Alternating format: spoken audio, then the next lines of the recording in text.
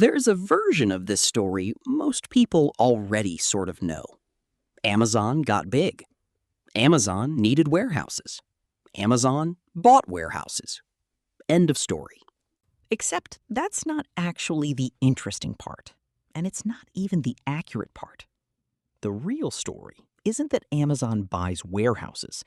It's that Amazon, and the handful of companies now racing to compete with it, fundamentally rewrote what a warehouse needs to be, where it needs to sit, and how much real estate a modern logistics network actually requires. And once you understand that shift, you start to see it everywhere, in every market, whether or not Amazon itself ever shows up. Let's start with the part almost nobody explains clearly. Why does a company that sells things online need physical real estate at all? Isn't the entire point of e-commerce that you don't need a store? That instinct is exactly backwards, and understanding why is the key to this entire story. A physical retail store does two jobs at once. It displays merchandise, and it holds inventory close enough to a customer that they can walk out with it immediately. When a purchase moves online, the display function disappears entirely. Nobody needs a storefront to browse a website. But the inventory function doesn't disappear. It just moves. Somebody, somewhere, still has to physically hold that product until the moment someone buys it.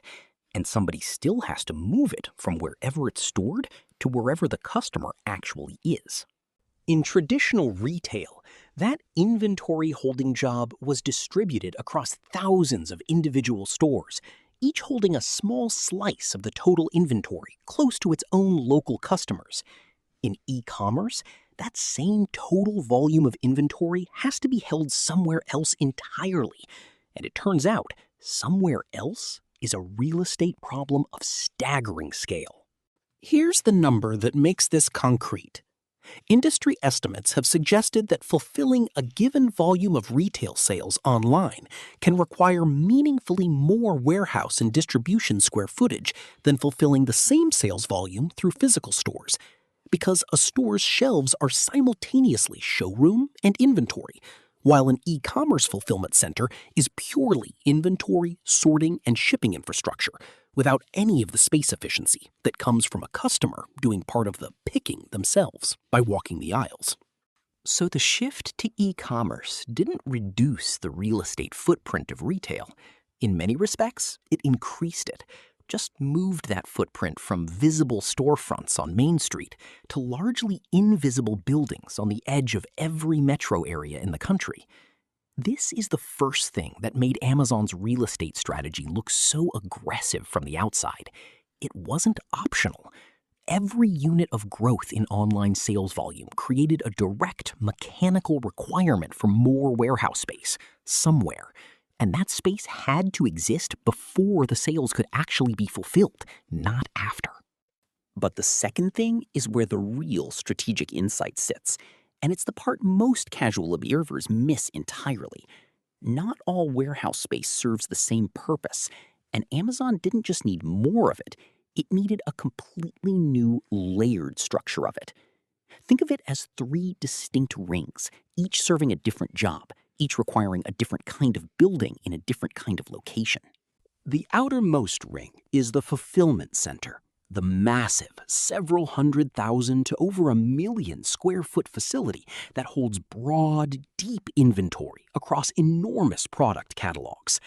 These buildings sit on the outer edge of major metro areas, where land is available in large enough parcels and at a low enough cost to support facilities of that scale. Clear height here matters enormously because taller buildings holding more inventory per acre directly reduce the land cost per unit stored. One of the reasons newer fulfillment centers push toward 36 or even 40 feet of clear height, where older retail-era warehouses often topped out around 24. The middle ring is the sortation center, a smaller, more specialized facility that takes inventory already picked and packed at a fulfillment center and organizes it by delivery route and destination zip code, so that a truck leaving the sortation center is already loaded in the most efficient possible sequence for its specific delivery run.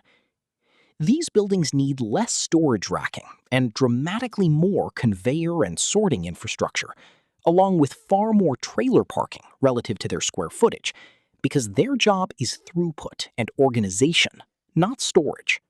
The innermost ring is the delivery station, the small, urban, last-mile facility we've covered in a previous episode, sitting as close as physically possible to dense population centers, built around parking for dozens or hundreds of small delivery vans rather than long-haul trailers.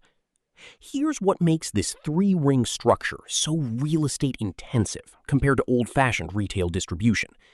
A traditional retailer might operate one or two ring types, a regional distribution center feeding stores directly.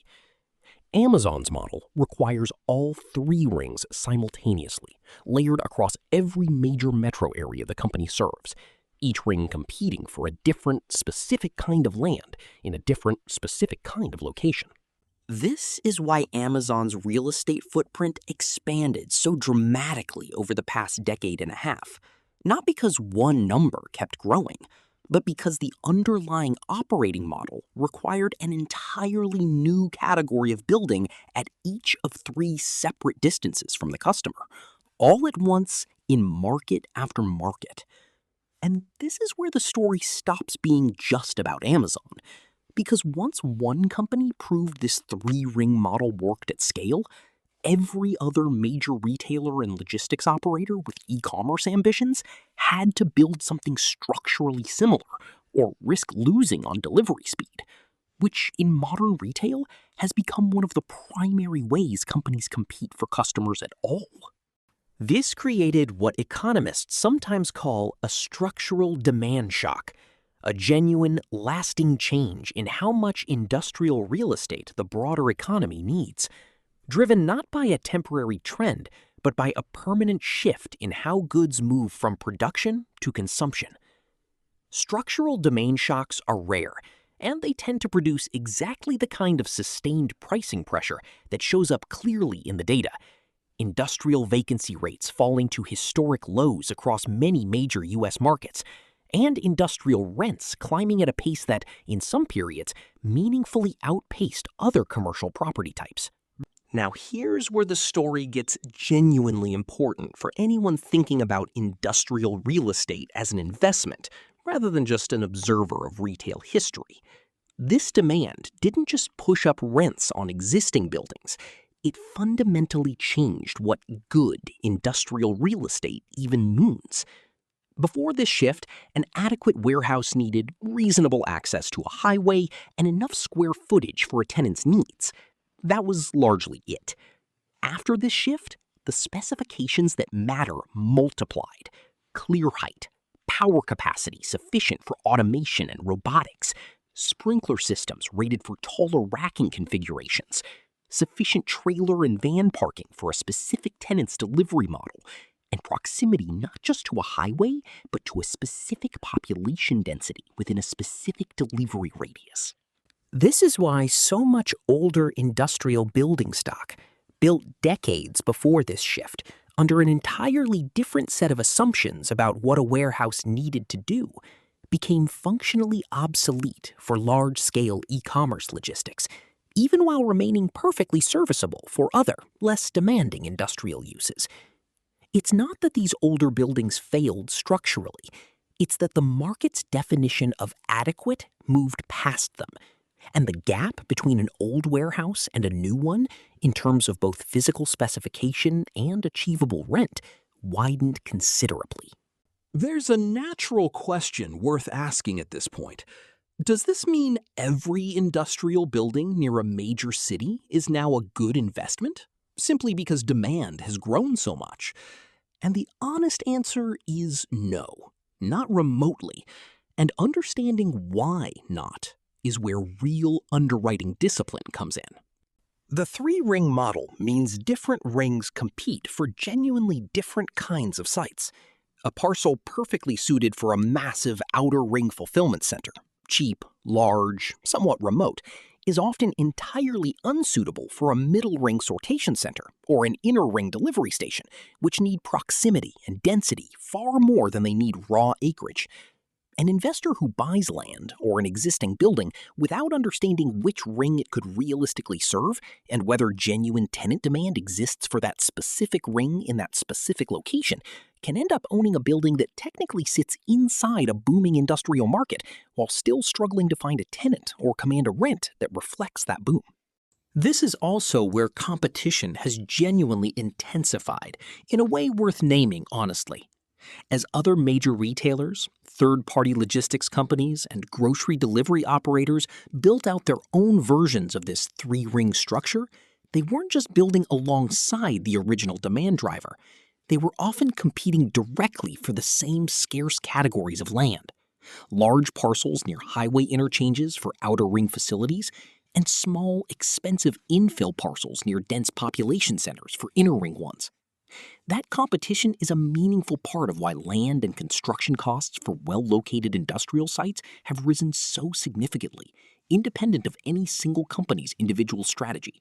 So where does this leave an investor trying to make sense of all of it? The honest takeaway isn't buy any warehouse because e-commerce demand is permanent. It's more specific and more useful than that. Understand which ring a given building or site could realistically serve. Verify that genuine tenant demand exists for that specific ring in that specific submarket, not just industrial demand broadly, and price the asset according to the physical specifications that actually matter for that ring, rather than the specifications that mattered under the old pre-e-commerce definition of an adequate warehouse. Amazon didn't invent the concept of a warehouse. What it did was force an entire industry to rebuild its physical infrastructure around a genuinely new operating model. And in doing so, it permanently changed what a good industrial building looks like, where it needs to sit, and how many distinct kinds of it a modern supply chain actually requires. Understanding that shift, rather than simply knowing that Amazon needs a lot of warehouses, is what separates a real estate strategy from a headline. This is Trov Estate. The story was never really about one company buying real estate. It was about one company proving how much real estate a new way of shopping actually requires. And every serious industrial investor since has had to build their strategy around that same permanent shift. If this gave you a genuinely clearer picture of why industrial demand has moved the way it has, subscribing to the channel is the best way to support more videos exactly like this one.